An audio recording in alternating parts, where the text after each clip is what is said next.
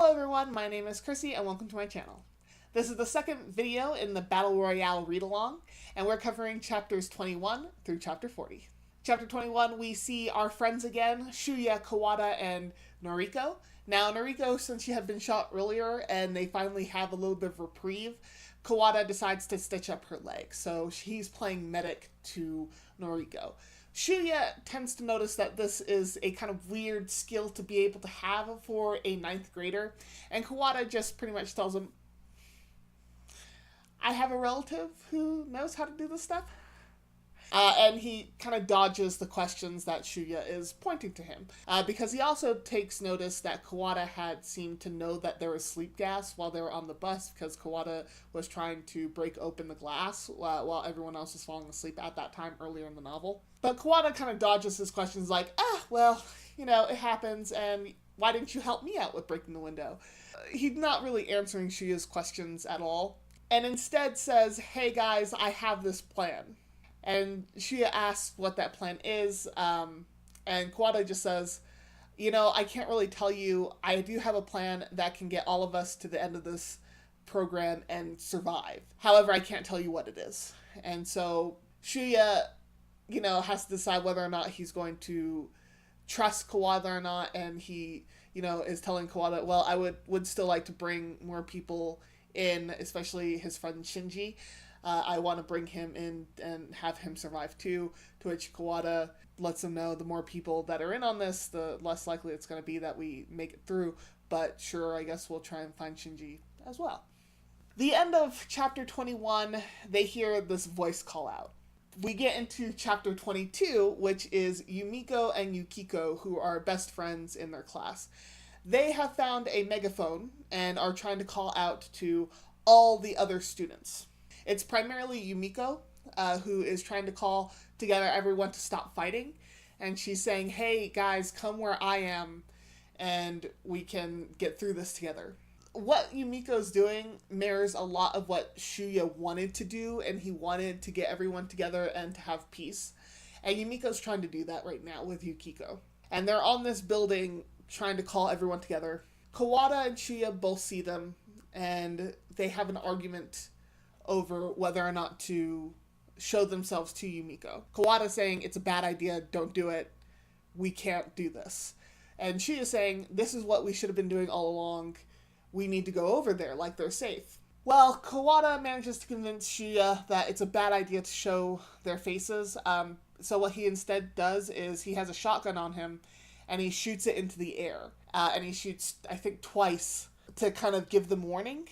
And so Yumiko and Yukiko duck down for a little bit, but after a while it doesn't really work because Yumiko rises up again and says, hey, we don't need to do that, come to our side. And unfortunately, both Yumiko and Yukiko get shot at, and both of them go down. Now, the end of chapter 22 doesn't really say that they have died yet, and instead we get chapter 23. Yukiko and Yumiko in chapter 23 have both been shot, and they're saying their last words to one another. And Yumiko's last words to Yukiko are that she likes Shuya as well, because Yukiko had told her that she had liked Shuya. And I don't know what it is with this guy and having so many girls like him, but there you go. It's actually a really sad scene. Despite them talking about Shuya, it's just this moment of both of them trying to comfort one another, especially Yukiko to Yumiko. And unfortunately, we have Kiriyama who comes to the scene and shoots both of them so that they're fully dead. And that's how that chapter ends. And in chapter 24, we get Shuya, Kawada, and Noriko, and a brief summary of this is just that they decide it's not right to stay here anymore because someone just shot both of those girls. We gotta go. So in chapter 25, we have Yutaka, and Yutaka was in a position to see Yumiko and Yukiko trying to call everyone together, and he had decided not to show himself. Once he sees them go down through firearms, he runs for it, and he kind of books tail. He ends up running into another kid named Shinji, who was his friend in the class. And we get a moment of Yutaka trying to figure something out with Shinji, because Shinji tells him, hey, let's go, let's get out of here. Yutaka thinks, what if Yumiko, Kusaka, and Yukiko Kitano's killer was Shinji? What if he followed me here? And it's a very great look at kind of how fear will make you this paranoid, because he knows that only one of them can survive this ordeal. And so even best friends, there has to be some kind of wariness too. So it was a nice kind of look at that. But it ends up to where Shinji takes Yutaka, I guess, to his hideout and pretty much comforts him, because Yutaka is having regrets over not helping Yumiko and Yukiko, and Shinji reassures him, hey, I saw them and I didn't do anything either. So to kind of let him know that, he's not to be blamed for not doing anything, for not putting his neck out, that in this time frame, in this place, that it's not expected of him. So we get to chapter 26, and it's back to Shuya, Noriko, and Kawada. They talk a little bit about Yumiko and Yukiko and how they're friends and how they were part of a religious group. Now, Noriko speaks up saying, yeah, they were part of this religious group. However, they weren't particularly religious, that the girls had told her that it was just part of their social life. But I think that's an interesting thing that they bring up, is that both Yumiko and Yukiko had this faith. And even if they had said that they were only doing it as part of a social thing, that may have brought them comfort while participating in this. And that may have been why they felt that they could reach out to others and hopefully get back kindness in return. But anyway, they talk about that, and then they go on to continue asking Kawada about, what is your plan and that kind of thing. Kawada just tells them, I can't tell you right now, but there's a hole in every system, there's a hole in every program, and I'm hoping to, take advantage of that. At the very end of this chapter, though, we're hit with Kawada spilling some big news.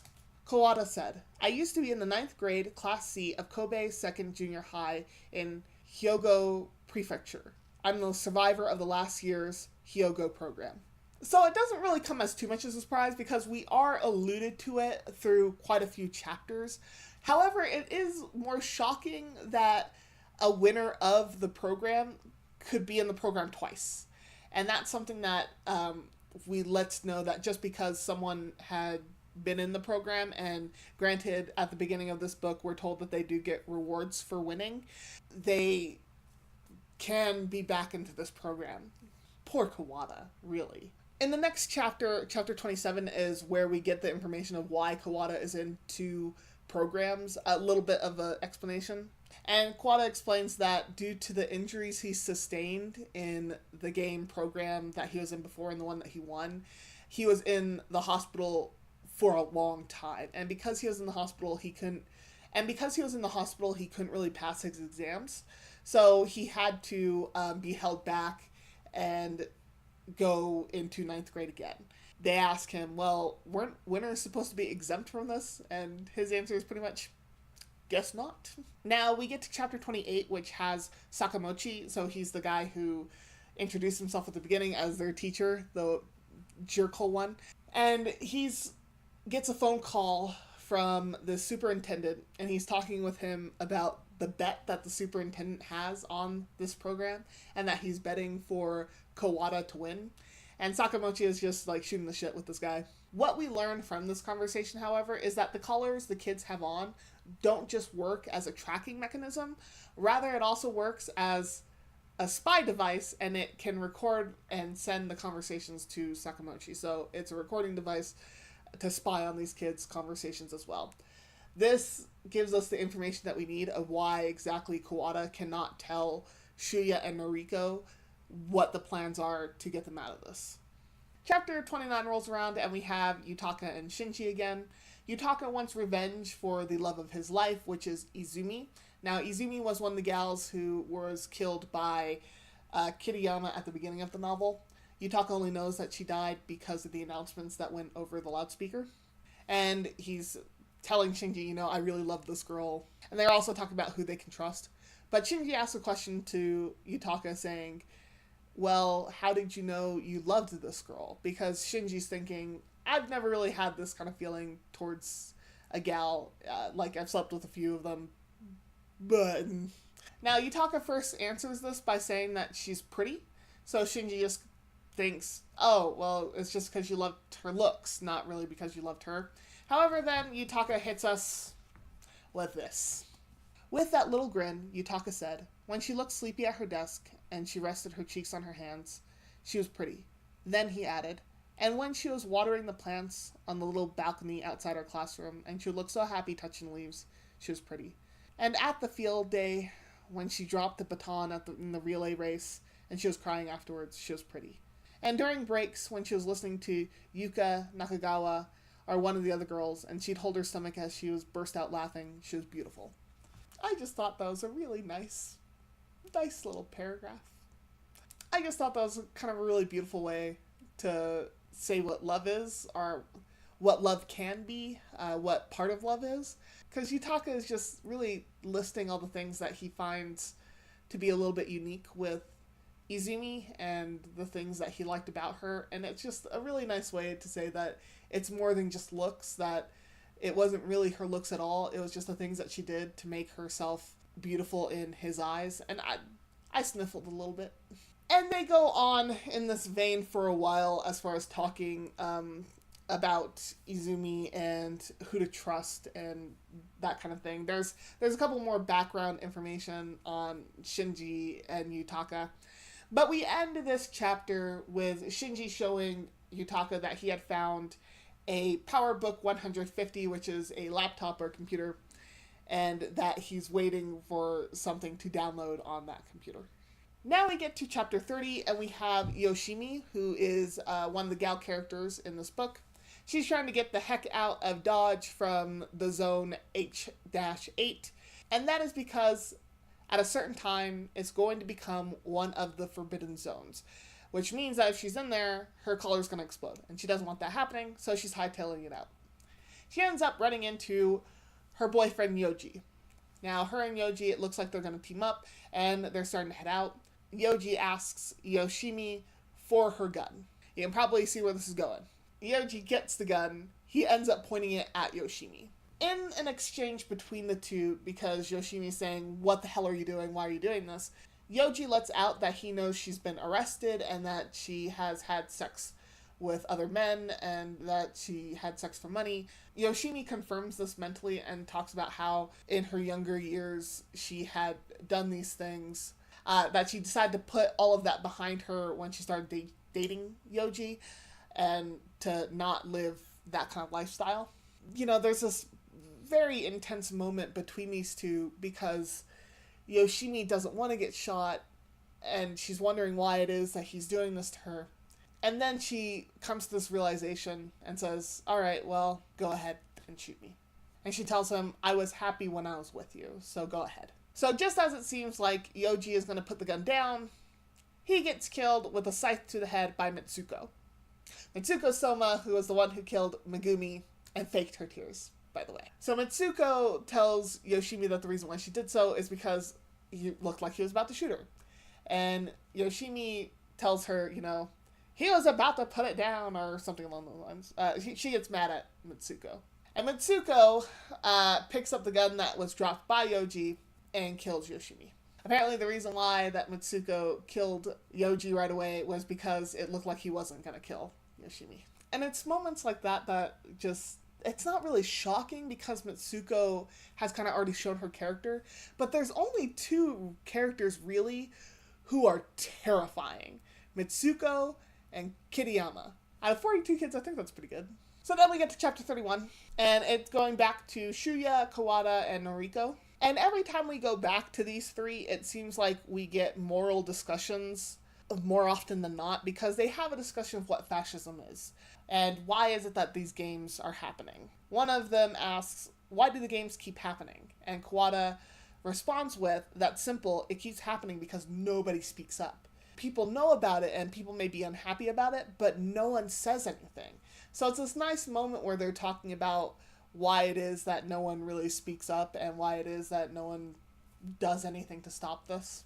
They do talk a little bit about history and the Republic of South Korea and the Republic of the Greater East Asia, I believe it's called. Then we end with, they're talking about Kawada wanting to take down the government. Now we get to chapter 32. Now, Shinji has been telling Yutaka what his plan is to take down Sakamochi in this chapter. He says, you know, I figured I can use this computer to hack the systems in the school and to take over their network in order to get the callers off. So that's what he's trying to do with the computer. We already know that since he's saying these things out loud, Sakamochi knows what he's doing. So the end of this chapter is Shinji realizing that the computers are shutting down, that his computer, the laptop that he found, just shut down. It's not connected to the other network that he was trying to get into. We had a moment of hope, and it was crushed. In chapter 33, we have Hiroki, and he has a PDA device, so old school technology from the early 2000s that isn't really used too much anymore.